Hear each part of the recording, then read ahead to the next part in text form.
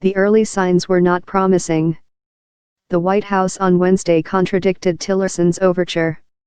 North Korea has yet to respond.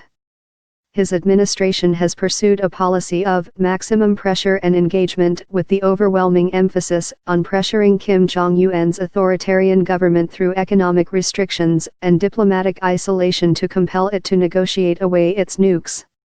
Tillerson, who will address a UN Security Council meeting on North Korea on Friday, has carried the torch for engagement, and as fears of confrontation have risen, has progressively eased the threshold under which he says the U.S. could hold direct discussions with the reclusive nation.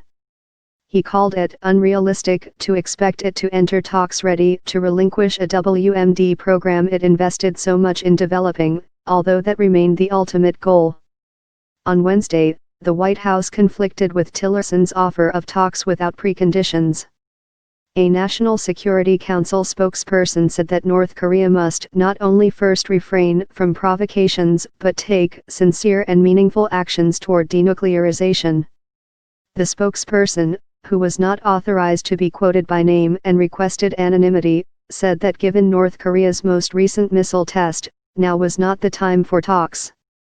Late Wednesday, State Department spokeswoman Heather Nauert echoed that in a tweet, "We remain open to dialogue when North Korea is willing to conduct a serious and credible dialogue on the peaceful denuclearization, but that time is not now." And doubts about Trump's broader confidence in Tillerson have persisted since White House officials revealed a plan last month to replace Tillerson with CIA Director Mike Pompeo. China, which has urged dialogue with North Korea, and U.S. ally South Korea, which fears disruption to the Winter Olympics it hosts in February, both welcomed Tillerson's proposal. But without White House support, Tillerson's call for unconditional talks would fall flat, said Mark Fitzpatrick at the International Institute for Strategic Studies.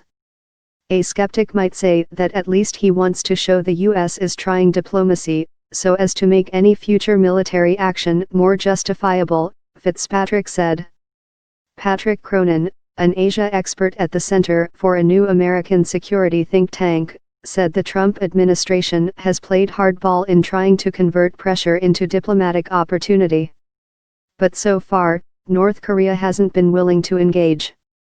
He said it's unclear if the North will want to negotiate as it nears deployment of a nuclear missile that could strike America. Last week, UN political chief Jeffrey Feltman made a rare visit to North Korea and met the foreign minister, a member of the powerful Politburo.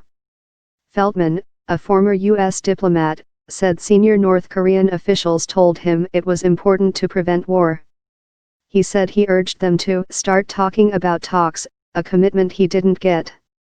After a closed briefing by Feltman on Tuesday, Sweden's deputy UN ambassador, Carl Skau, was supportive but skeptical about chances for an opening.